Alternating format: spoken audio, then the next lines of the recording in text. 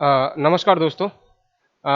हम लोग object oriented system design जो कि हमारा सब्जेक्ट है और हम लोगों ने अभी हमारी ऑब्जेक्ट ओरिएंटेड सिस्टम डिज़ाइन में चौथी यूनिट चल रही है और अभी तक हम लोग को ये तो समझ में आ ही गया होगा कि हम लोग अपने इस सब्जेक्ट के अंदर जो हमारा फोकस है वो क्या है और हमारा जो मेन फोकस है वो मेन फोकस किसके ऊपर है कि हम एक एररलेस सॉफ्टवेयर डेवलप करें और एररलेस सॉफ्टवेयर डेवलप करने के लिए हमें कौन-कौन से टेक्निक का यूज़ करना होता है या फिर किस तरीके से हम अपना फर्स्ट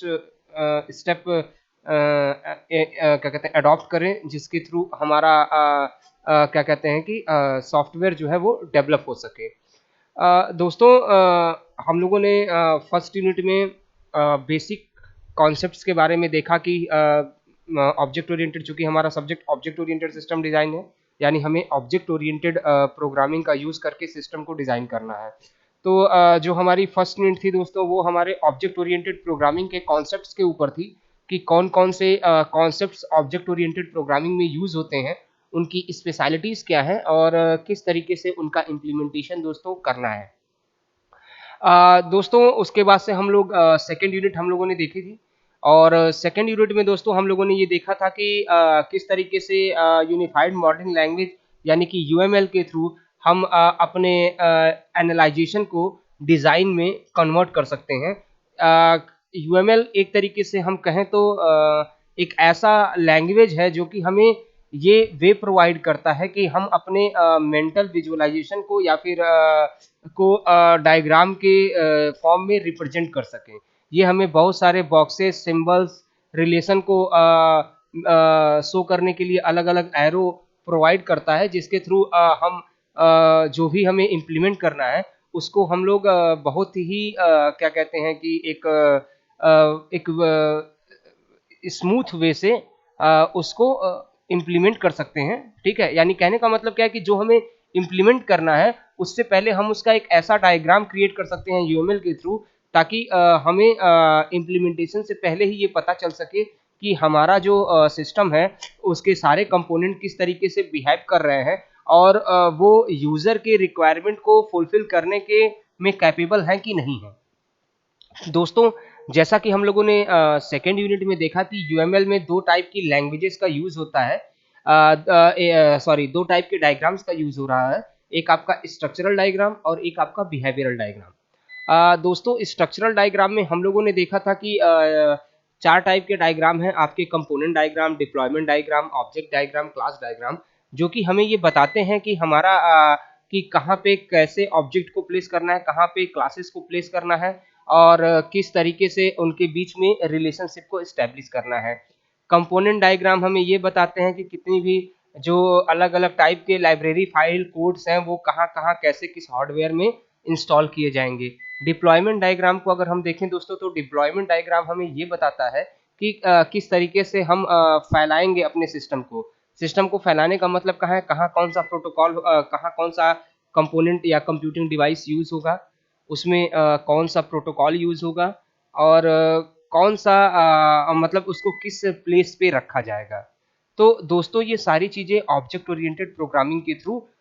या फिर हम सॉरी यूएमएल के थ्रू हम शो कर सकते हैं। ये यू मीन अगर फाइनली हम कहने की कोशिश करें तो जो हमारा ऑब्जेक्ट ओरिएंटेड सॉरी जो हमारा यूएमएल है वो हमें इम्प्लीमेंटेशन से पहले हमारे सिस्टम के बारे में पूरी एनालाइजेशन करने के लिए एक पाथ प्रोवाइड करता है। दोस्तों, उसके बाद से इसमें बिहेवियरल डायग्राम भी है जो कि पर्टिकुलर सिस्टम के डायनेमिक एस्पेक्ट्स को कैप्चर करने के लिए यूज़ होता है। स्ट्रक्चरल और बिहेवियरल दोनों डायग्राम का एक अपना स्पेशलिटीज़ है और जब तक हम दोनों डायग्राम क्रिएट नहीं करते हैं तब तक हम ये आइडेंटिफाई नहीं कर सकते कि हमारा सिस्टम सही तरीके से वर्क कर रहा है कि नहीं वर्क कर रहा है। देन उसके बाद से दोस्तों हम लोगों ने थर्ड यूनिट देखी और थर्ड यूनिट में दोस्तों हम लोगों ने देखा कि किस तरीके से हम अपने डिज़ाइन को ऑप्टिमाइज़ कर सकते हैं, किस तरीके से हम अपने एक एल्गोरिथम को डिज़ाइन कर सकते हैं। अगर हमने हमने फाइनल आर्किटेक्चर क्रिएट कर लिया है अपने सिस्टम का, तो उसको इम्प्लीमेंटेशन करते समय हमें किस रूल एंड रेगुलेशन को फॉलो करना होगा। तो ये सारी चीज़ें दोस्तों हम लोगों ने थर्ड यूनिट के अंदर देखी थी। हम लोग 4th यूनिट के अंदर आए थे दोस्तों, और 4th यूनिट के अंदर जो है वो प्रोग्रामिंग वाला पार्ट है, जिसमें दोस्तों ऑब्जेक्ट ओरिएंटेड प्रोग्रामिंग में वैसे तो है कई सारी लैंग्वेजेस यूज होती हैं, लेकिन यहाँ पे बेसिकली हम जावा और सी प्लस प्लस की बात कर रहे हैं। तो मैंने आपको बताया था कि जो हमारा सी प्लस प्लस लैंग्वेज है वो एक तरीके से ऑब्जेक्ट ओरिएंटेड कॉन्सेप्ट को भी यूज करता है, और आपके क्या कहते हैं कि प्रोसीजरल ओरिएंटेड प्रोग्रामिंग को भी सपोर्ट करता है। इसीलिए हम सी प्लस प्लस को मिडिल लेवल लैंग्वेज कहते हैं। स्टार्टिंग में हम सी प्लस प्लस को सी विथ क्लासेस कहते थे, लेकिन आगे चल के हम उसको सी प्लस प्लस कहने लगे। तो दोस्तों जैसा कि हमने अर्लियर क्लास में डिस्कस किया था कि C plus plus programming structure के बारे में, तो थर्ड यूनिट हमारी सी प्लस प्लस के ऊपर ही है कि किस तरीके से C plus plus programming use की जाती है, और क्या क्या इसके पैराडाइम्स हैं, इसको लिखने का तरीका क्या क्या है। चूँकि और अगर हम बात करें दूसरी लैंग्वेज की, जावा की, तो जावा हमारी प्योर ऑब्जेक्ट ओरिएंटेड लैंग्वेज है, तो हम उसको बाद में डिस्कस करेंगे। हमारे 4th यूनिट में हम सी प्लस प्लस के बारे में डिस्कस करेंगे। तो जैसा कि हम लोगों ने देखा था कि C plus plus programming structure में ये 3 चीज़ें यूज़ हो रही हैं। एक आपकी स्टैंडर्ड लाइब्रेरी सेक्शन, एक आपका मेन फंक्शन, और एक आपका फंक्शन बॉडी, ठीक है ना। तो हमने दोस्तों जब ये प्रोग्राम देखा था, तो हमने देखा था कि ये हमारा क्या है, एक तरीके से लाइब्रेरी फंक्शन इस यूजिंग नेम स्पेस स्टैंडर्ड। ये क्या करता है कि जो कई सारे नेम होते हैं, नेम का सेट होता है जो कि पहले से प्री डिफाइंड होता है, और जब हम उसको यूज करते हैं तो अगर हम उन वर्ड्स का यूज कर रहे हैं तो हमें ऊपर नेम स्पेस डिफाइन करना पड़ता है। अदरवाइज अगर हम नीचे कोई भी नेम इंट्रोड्यूस कर रहे हैं तो वो उसकी मीनिंग नहीं निकल पाएगी, या फिर वो कोड एग्जीक्यूट नहीं होगा जब तक हम ऊपर इस लाइन को नहीं लिखते हैं। बहरहाल हम यहाँ पे जो नेम यूज कर रहे हैं दोस्तों वो काउंट है, इंड एलन है, और ये जो डबल कोट के अंदर है दोस्तों, ये डबल कोट के अंदर जो ये वर्ड लिखा होगा ये आपका प्रिंट होगा। ये आपका दोस्तों मेन फंक्शन है, ठीक है। और देन उसके बाद से ये जो है आपका दोस्तों फंक्शन बॉडी है, जिसके बारे में हम लोगों ने डिस्कस किया था दोस्तों, ठीक है। उसके बाद से हमने देखा था स्टैंडर्ड लाइब्रेरी फंक्शन क्या होता है, मेन फंक्शन क्या होता है, और आपका फंक्शन बॉडी क्या होती है। हमने लास्ट क्लास में दोस्तों नेम स्पेस के बारे में देखा था, और नेम स्पेस के बारे में जब दोस्तों हम लोगों ने देखा था तो हमने एक चीज़ समझ में आई थी कि जो नेम स्पेस है हमारा, इसका मेन जो ऑब्जेक्टिव है वो क्या है कि अगर सेम नेम से एक से ज़्यादा, सबसे पहली चीज़ तो दो चीज़ें हैं दोस्तों। पहली चीज़ तो कई सारे नेम ऐसे हैं, जो मैं अभी ऊपर बता रहा था कि कई सारे नेम ऐसे हैं जो कि प्रोग्रामिंग लैंग्वेज को जब डिफाइन किया जा रहा था उसी समय उनको प्री डिफाइन कर दिया गया कि पर्टिकुलर इस नेम से पर्टिकुलर ये कोड एग्जीक्यूट होगा, ठीक है ना।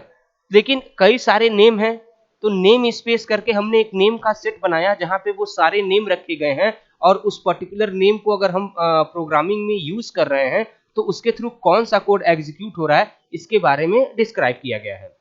तो जैसे कि मैंने आपको बताया कि काउंट, इंड, एलन, ये सब एक नेम है जो कि पर्टिकुलर किसी कोड को या फिर किसी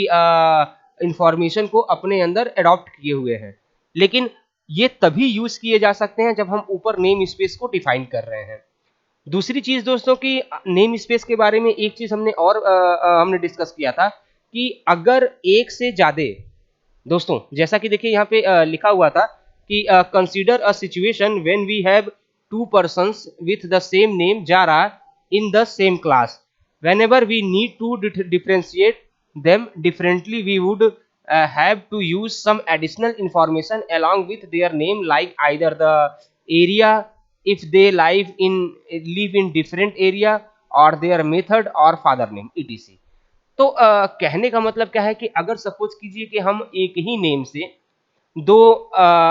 देखिए जैसे कि हमने अभी क्या कहा कि जो नेम स्पेस हमने जो कुछ तो प्री डिफाइंड है जो कि पहले से बनाए गए हैं, लेकिन हम अपने हिसाब से भी नए नए फंक्शन को बना सकते हैं नेम स्पेस का यूज करके। लेकिन आप हमसे ये क्वेश्चन कर सकते हैं कि हम नए फंक्शन को बनाने के लिए नेम स्पेस का क्यों यूज करें। तो दोस्तों नेम स्पेस का यहाँ पे यूज क्या है, जैसा कि अभी मैंने आपको बताया कि एक्चुअल में क्या होता है कि एक नेम से हम सेम नेम से एक से ज्यादा फंक्शन बना सकते हैं, ऑब्जेक्ट बना सकते हैं, क्लासेस बना सकते हैं। तो अगर हम सेम नेम से ऑब्जेक्ट बना रहे हैं, सेम नेम से क्लासेस बना रहे हैं, सेम नेम से फंक्शन बना रहे हैं, तो जब भी उस ऑब्जेक्ट, क्लासेस या फंक्शन को कॉल किया जाएगा तो कंपाइलर को एक प्रॉब्लम का क्रिएट हो, मतलब कंपाइलर के सामने एक प्रॉब्लम क्रिएट होगी, या फिर कहें कि एक कंफ्यूजन, कंपाइलर एक थोड़ा सा कंफ्यूज हो जाएगा कि पर्टिकुलर किस फंक्शन को कॉल किया जा रहा है, जबकि एक उस जिस फंक्शन को कॉल किया जा रहा है उस नाम के एक से ज्यादा फंक्शन है पहले से। तो नेम स्पेस क्या करता है कि वो अपने साथ कुछ एडिशनल इंफॉर्मेशन रखता है पर्टिकुलर फंक्शन के बारे में, जिसके थ्रू हम आसानी से, अगर हमें किसी भी फंक्शन को हम कॉल करें, तो भले ही उस नेम के एक से ज्यादा फंक्शन हो, लेकिन नेम स्पेस के थ्रू हम आसानी से आइडेंटिफाई कर सकते हैं कि हम पर्टिकुलर किस फंक्शन को, किस ऑब्जेक्ट को या फिर किस क्लास को कॉल कर रहे हैं। ठीक है, तो ये नेम स्पेस का बेनिफिट है, जैसा कि हम लोगों ने डिस्कस किया था। नेम स्पेस को डिफाइन करने का तरीका मैंने आपको बताया था कि पहले आपको नेम स्पेस लिखना है, फिर नेम स्पेस का नाम लिखना है, फिर करली ब्रैकेट लिखना है, फिर जो भी डिक्लेरेशन करना है वो डिक्लेरेशन कर देना है। ठीक है, और एक बार जब डिक्लेरेशन हो गया तो हमें नेम स्पेस के साथ, जो हमने नेम लिखा है नेम स्पेस का, उसके साथ पर्टिकुलर जो कोड, यानी कि जो फंक्शन हम यहाँ पे डिक्लेयर कर रहे हैं, ठीक है ना, उस फंक्शन को यहाँ पे लिख देंगे तो वो उसको एक्सेस कर लेगा। ठीक है, तो जैसा कि मैंने आपको अपना ये फर्स्ट प्रोग्राम दोस्तों बताया था, तो अगर फर्स्ट प्रोग्राम के बारे में दोस्तों अगर आप हम देखते हैं तो जैसा कि लिखा हुआ था कि देखिए हम यहाँ पे यूज कर रहे हैं इंक्लूड IO, माने input output stream using name space. हमें पता है नेम स्पेस का क्यों यूज कर रहे हैं, कि हम इस काउंट के लिए और इंड एलन के लिए, ठीक है ना, तो इन जैसे वर्ड्स जो हैं जो कि पहले से प्री डिफाइंड है, इनको हम आइडेंटिफाई कर सकें। उसके बाद से दोस्तों हमने देखा कि उसके बाद से फिर क्या है, हमने नेम स्पेस के अंदर एक फंक्शन बनाया और फंक्शन के थ्रू ये चीज प्रिंट हो रही है। फिर हमने एक दूसरा नेम स्पेस बनाया, उसका एक अलग नेम लिखा, उसके थ्रू वही सेम फंक्शन बनाया। देखिए ये टर्म और ये टर्म सेम है। उसके बाद से फिर हमने यहाँ पे कुछ प्रोड्यूस करने के लिए कर दिया। अब जब हम यहाँ इंट मेन के अंदर आते हैं तो हमने देखिए क्या लिखा, फर्स्ट स्पेस यानी कि स्पेस नेम हो गया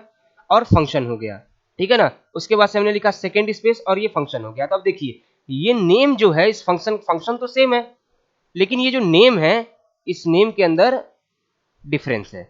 तो जब भी हम इस तरह फंक्शन को कॉल करेंगे तो हमें इस फंक्शन के साथ साथ जो ये एडिशनल इंफॉर्मेशन है, ये एडिशनल इंफॉर्मेशन हमें ये आइडेंटिफाई करने में हमारी हेल्प करेगी कि पर्टिकुलर हम किस फंक्शन को कॉल कर रहे हैं। ठीक है दोस्तों, तो देखिए हमारा इस तरीके से हमारा आउटपुट मिलेगा जो कि हम लोगों ने डिस्कस किया था।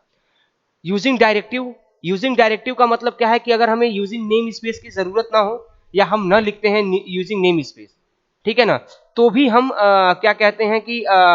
अगर हम नेम स्पेस जैसे यहाँ पे हमने लिखा है तो हमने ये काउंट लिखा है एंड इंड एलन लिखा है, तो ये आइडेंटिफाई हो जा रहा है। लेकिन सपोज कीजिए कि हम यहाँ पे ये चीज ना लिख के हम डायरेक्ट हमने क्या लिख दिया, ये चीज यूजिंग एसटीडी काउंट, तो अब हमें नेम स्पेस लिखने की जरूरत नहीं है। लेकिन इससे क्या होगा, इस लाइन को लिखने से क्या होगा, इस लाइन को लिखने से केवल और केवल इतना होगा कि ये जो काउंट है ये इसकी मीनिंग स्टैंडर्ड लाइब्रेरी फंक्शन से अडॉप्ट कर ली जाएगी। लेकिन दोस्तों यहाँ पे अभी इंड एलन को हमने अभी यहाँ पे नहीं शो किया है। अगर हम मैंने कल भी बताया था कि अगर इंड एलन को भी अगर हम यहाँ इसी तरीके से लिख देते तो हमारा इंड एलन भी काउंट होता है, ठीक है ना। लेकिन इंड एलन को अभी हमने नहीं लिखा है और ना ही हमने स्पेस नेम लिखा है, नेम स्पेस भी डिफाइन किया है। तो इसके लिए हम लोग देखिए जब यहाँ पे हम लिख रहे हैं इंड एलन, तो हमने लिख दिया क्या, स्टडी इंड एलन। तो इससे क्या है कि अब इंड एलन भी जो ये स्टैंडर्ड लाइब्रेरी है, यहाँ से इसका जो भी वर्क है या जो भी इंफॉर्मेशन है वो एग्जीक्यूट हो जाएगा। तो इसको कहते हैं डायरेक्टिव। डायरेक्टिव का मतलब क्या है कि हम स्पेस नेम का ना यूज करके हमने डायरेक्ट ये सारी चीजें यूज कर ली हैं दोस्तों, ठीक है। उसके बाद से हमने डिस्टिंग्विश नेम स्पेस के बारे में बात की थी। तो डिस्टिंग्विश नेम स्पेस का मतलब जैसे कि यहाँ पर लिखा हुआ है, आपने देखा था सॉरी कि किस तरीके से हम नेम स्पेस को अलग अलग नेम देके उसको हम अगर हम बात करें कि अलग अलग नेम देके हम उसको आसानी से उनके बीच में डिफरेंशिएट कर सकते हैं, ताकि सेम नेम से अगर कोई फंक्शन हम बनाते भी हैं तो भी उस स्पेस नेम स्पेस के थ्रू हम उनके बीच में डिफरेंशिएट कर सकें दोस्तों। तो दोस्तों होप सो आपको ये सारी चीजें समझ में आई होंगी कि हम ये सारी चीजें क्यों डिस्कस कर रहे थे। दोस्तों उसके बाद से जो हमारा आज का टॉपिक है वो है नेस्टेड नेम स्पेस, कि नेस्टेड नेम स्पेस क्या होता है। तो जैसा कि दोस्तों हम नेस्टेड के बारे में जानते हैं,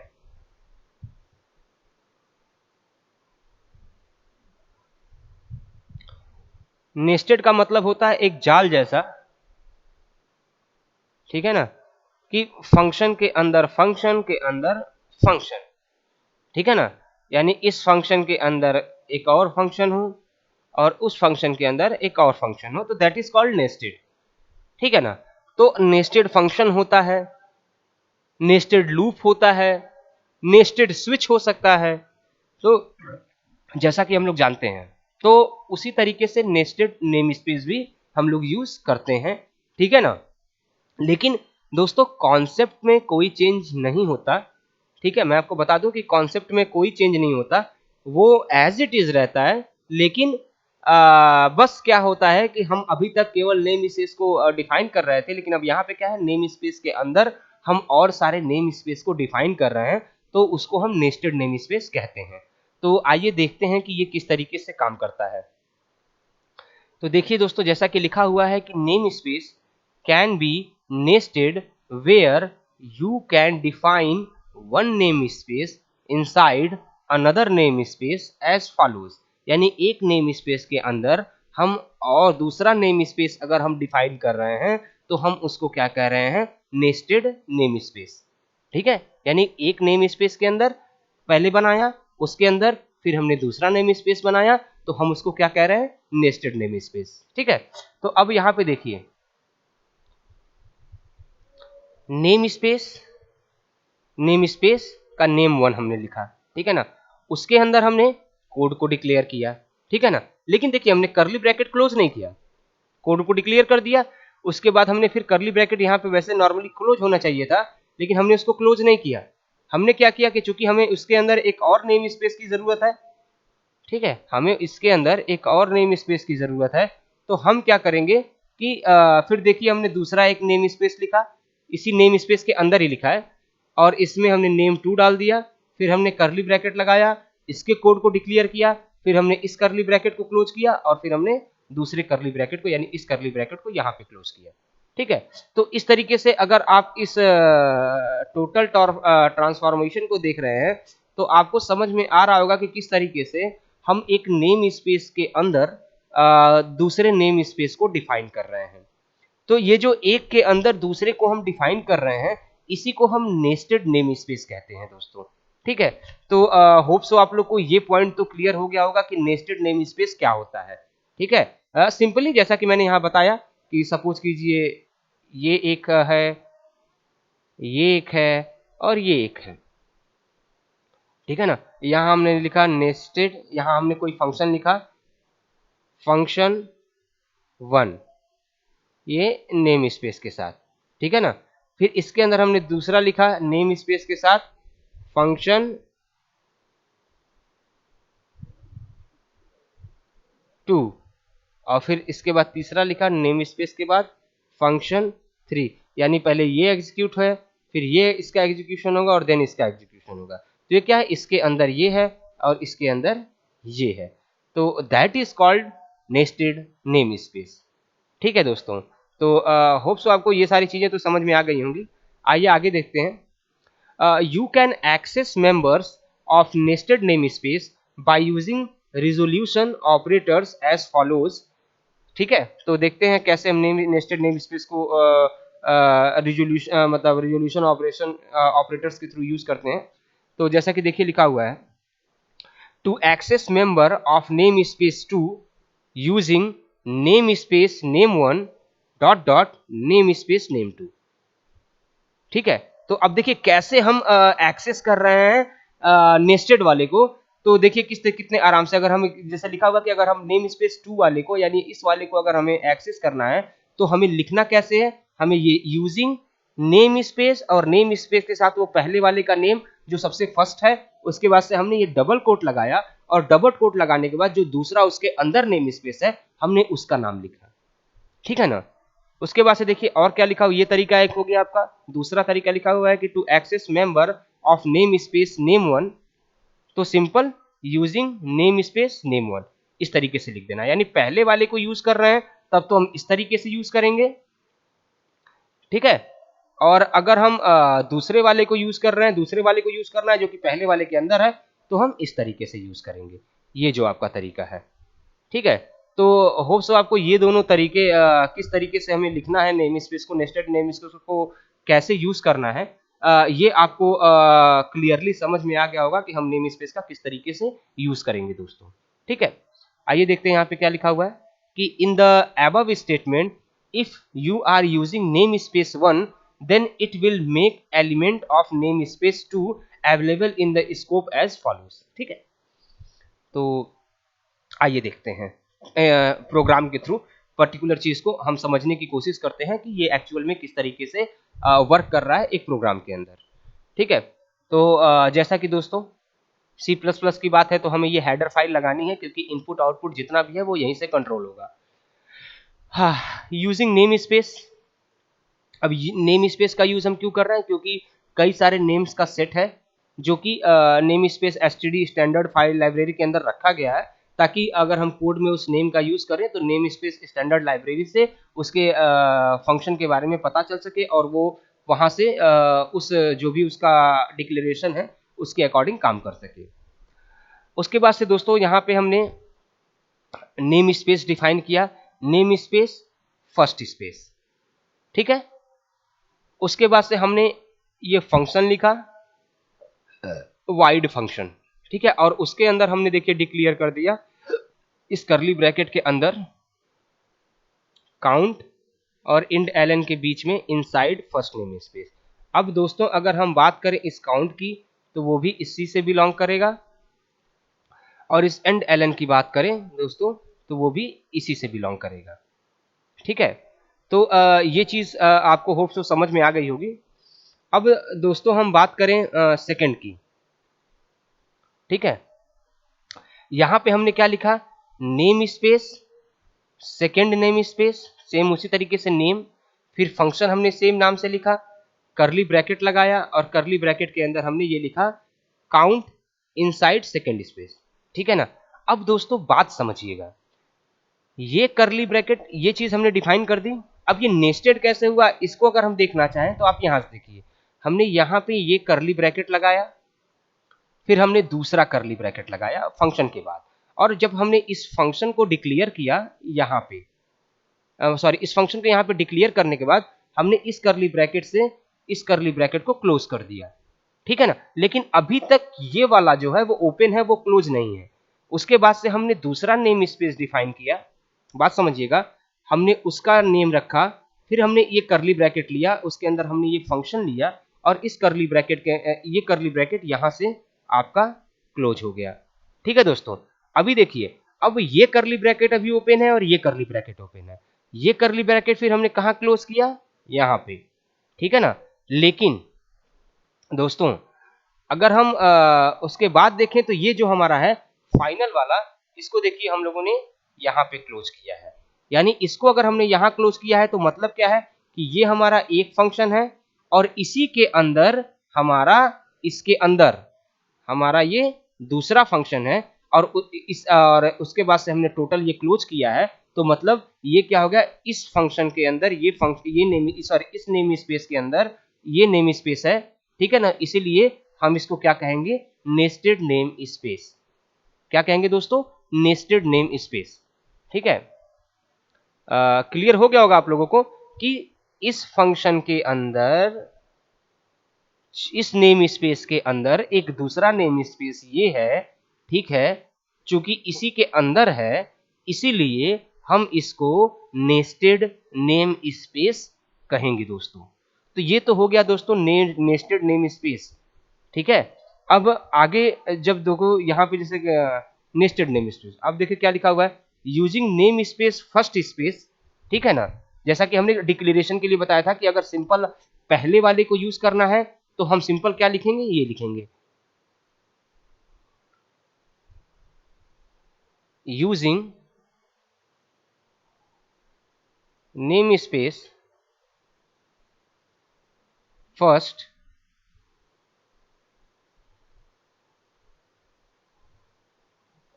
ये, ठीक है ना। लेकिन चूंकि हम नेस्टेड वाले का हमें यूज करना है, ठीक है ना, ये तो सिंपल, अगर पहले वाले को यूज करना है तब हम ये लिखेंगे। लेकिन अगर दोस्तों अगर हमें नेस्टेड वाले का यूज करना है, तो नेस्टेड वाले का दोस्तों अगर हमें यूज करना है तो हमें ये लिखना पड़ेगा, ये वाला सेंटेक्स, यानी कि using name space, first name space, then ये कॉलन, और उसके बाद से सेकेंड स्पेस, और फिर ये सेमी कॉलन, ठीक है ना। उसके बाद से इंट, मेन और फंक्शन हमने लिख दिया, और रिटर्न 0। तो अब दोस्तों यहाँ पे जो आउटपुट आएगा वो आउटपुट क्या होगा, ये इनसाइड सेकेंड स्पेस, ठीक है ना। क्या आउटपुट आएगा, इनसाइड सेकेंड स्पेस। और इनसाइड सेकेंड स्पेस क्यों आएगा, क्योंकि हमने यहाँ पे अगर आप देखें तो हमने आपको आसानी से दिख रहा होगा कि यहाँ पे हम लोग क्या कर रहे हैं कि हम लोग यहाँ पे यूजिंग नेम स्पेस की जगह पे के साथ ये कॉलन लगा के हम उसके अंदर वाला जो नेम स्पेस है हम उसको कॉल कर रहे हैं और उसके फंक्शन को कॉल कर रहे हैं। तो इसलिए यहाँ पे जो हमारा आउटपुट होगा वो इनसाइड सेकेंड स्पेस होगा, ठीक है दोस्तों। दोस्तों अगर मैं बता दूं कि अगर यहाँ पे अगर हम बात करें कि ये 2 है, ठीक है ना, सपोज कीजिए ये यहाँ पे मैं सिंपल बात करूं कि ये यहाँ पे अगर क्लोज हो गया, ठीक है ना, और उसके बाद से फिर या फिर ये यहाँ पे क्लोज नहीं होता है, ये भी यहाँ पे क्लोज नहीं होता है, ठीक है ना, और यहाँ पे हम एक और नेम स्पेस लिखते हैं थर्ड, ठीक है, स्पेस कॉलम करते हैं, और यहाँ पे भी हम एक फंक्शन लिख देते हैं जिसका प्रिंट होगा, मान लीजिए 4, प्रिंट 4, ठीक है ना। और यहाँ पे दोस्तों जो हम कॉल कर रहे हैं हम ऐसे कॉल कर लें कि यूजिंग, यानी कि एक तरीके से देखें तो ये सारी चीजें सेम रहे, और यहाँ पे जो सेकंड है यहाँ पे हम क्या लिख दें, थर्ड। और फिर अगर हम प्रिंट कराते हैं, यानी फंक्शन को कॉल कर रहे होते हैं, तो हमारा आउटपुट क्या आएगा दोस्तों, प्रिंट 4। क्या आउटपुट आएगा दोस्तों, प्रिंट 4, ठीक है। तो और अगर केवल और केवल ये लिखते क्या कि यूजिंग, केवल ये सारी ये चीजें, एक मिनट, केवल अगर ये लिखता मैं using name space, first name space, और उसके बाद से हम यहीं पे सेमी कॉलम अगर लगा देते और बाकी इन सारी चीजों को नहीं लिखते, तो हमारा जब हम फंक्शन को कॉल करते तो हमारा प्रिंट क्या होता, इनसाइड फर्स्ट स्पेस, यानी कि जो यहाँ इनसाइड सेकेंड लिखा हुआ है इसकी जगह पे क्या हो जाता हमारा फर्स्ट स्पेस, ठीक है। तो आपको ये चीज समझ में आ गई होगी कि नेम स्पेस क्या है, नेम स्पेस का हम यूज क्यों कर रहे हैं, और नेम स्पेस की स्पेशलिटीज क्या है दोस्तों, ठीक है। तो नेम स्पेस की दोस्तों जो सबसे बेस्ट जो मेन स्पेशलिटीज है वो नेम स्पेस की यही स्पेशलिटी है कि हम किस तरीके से क्या कहते हैं कि कोड को लिखे, और किस तरीके से हम सेम फंक्शन अगर एक से ज्यादा बार लिख रहे हैं तो, और हर फंक्शन के अंदर पैरामीटर की वैल्यू डिफरेंट है, तो वो भी एक कंफ्यूजन कंपाइलर को क्रिएट होगा जब हम फंक्शन को कॉल कर रहे होते हैं कि पर्टिकुलर किस कोड को या किस फंक्शन को वो रन करेगा। तो वहाँ पे कंपाइलर के कंफ्यूजन को दूर करने के लिए नेम स्पेस का यूज किया जाता है, और नेम स्पेस क्या करता है कि अपने साथ कुछ न कुछ एक एडिशनल इंफॉर्मेशन रखता है, जिस इंफॉर्मेशन का यूज करके वो ये आइडेंटिफाई करता है कि कौन से फंक्शन को कॉल किया जा रहा है, ठीक है ना। दोस्तों मेन चीज मैं आपको बताऊं कि जो आपको ध्यान क्या देना है, जैसा कि मैंने आपको बताया था कि हर प्रोग्रामिंग लैंग्वेज एक लैंग्वेज है, और लैंग्वेज होने के नाते उसका एक अपना ग्रामर होगा, और वो ग्रामर का मतलब क्या है कि वो ग्रामर के थ्रू वो ग्रामर का मतलब क्या है कि वो रूल एंड रेगुलेशन जिससे उस तरीके के पैराडाइम को रिप्रेजेंट किया जाता है, ठीक है ना। तो अगर सी प्लस प्लस में हम नेम स्पेस की दोस्तों बात कर रहे हैं, सी प्लस प्लस में दोस्तों अगर हमें नेम स्पेस की बात कर रहे हैं तो हमें ये चीजें देखनी होंगी कि किस तरीके से हम सेंटेक्स को लिख रहे हैं, ठीक है ना। यानी कि सबसे पहली चीज तो हमें ये समझना होगा कि कैसे हम हाँ, कि किस तरीके से हम डिक्लेरेशन कर रहे हैं नेम स्पेस का, पहली चीज। किस तरीके से हम उसके बाद से नेम स्पेस के थ्रू उसके अंदर के जो कोड है फंक्शन है उसको कॉल कर रहे हैं, दूसरी चीज। उसके बाद से फिर तीसरी चीज जो हमने डायरेक्टिव की बात करी, तो डायरेक्टिव किस तरीके से यूज किया जाता है, ठीक है, यानी नेम स्पेस का ना यूज करके अगर हम सीधे डायरेक्टिव का यूज कर लें, जिससे कि पर्टिकुलर एक वर्ड को हम उठा लें जिसका जो स्टैंडर्ड लाइब्रेरी में है, तो उसको इस तरीके से यूज किया जाता है। उसके लिखने का तरीका क्या है, मतलब समझिएगा। और उसके बाद से दोस्तों अगर हम बात करें नेस्टेड की, तो नेस्टेड में किस तरीके से हम नेस्टेड लूप को बना नेस्टेड नेम स्पेस को बनाते हैं, यानी नेम स्पेस के अंदर नेम स्पेस, ठीक है ना। किस तरीके से अगर हमें कॉल करना होता है नेस्टेड फंक्शन को, यानी जो फंक्शन के अंदर फंक्शन है, तो उसके लिए हम देखिए किस तरीके से पहले के अंदर दूसरा है, इसलिए हम इस तरीके से उसको कॉल कर रहे होते हैं, ठीक है ना। अगर केवल पहले को कॉल करना होता है तो उसके लिए आपका सिंटेक्स ये होता है, ठीक है। कोड में आप देख सकते हैं कि किस तरीके से उसका इम्प्लीमेंटेशन हो रहा है, और नेस्टेड इससे साबित हो रहा है क्योंकि ये करली ब्रैकेट सबसे लास्ट में क्लोज हो रहा है, जिससे कि ये पता चल रहा है कि ये पर्टिकुलर जो ये वाला पार्ट है, ठीक है ना, वो इस वाले पार्ट के अंदर है,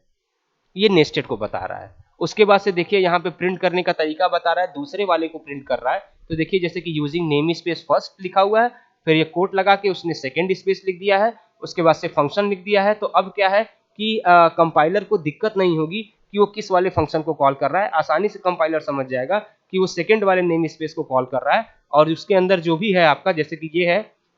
सेकंड वाले के अंदर, तो वही एज अ आउटपुट आपका दोस्तों प्रिंट हो जा रहा है, ठीक है। तो आपको ये सारी चीजें आप एक बार जब तक प्रैक्टिस नहीं करेंगे दोस्तों, प्रोग्रामिंग में इसका इम्प्लीमेंटेशन करके खुद से नहीं देखेंगे, तब तक आपको ये सारी चीजें समझ में नहीं आएंगी, ठीक है। तो हमें जो हमारा मेन फोकस है, वो मेन फोकस इसके ऊपर है कि सी प्रोग्रामिंग के एक एक कॉन्सेप्ट को, एक एक उनके इसके ग्रामर को समझें, ताकि हम सही तरीके से कोड को इम्प्लीमेंट कर सकें, ठीक है दोस्तों। तो आज के लिए इतना ही, थैंक यू वेरी मच।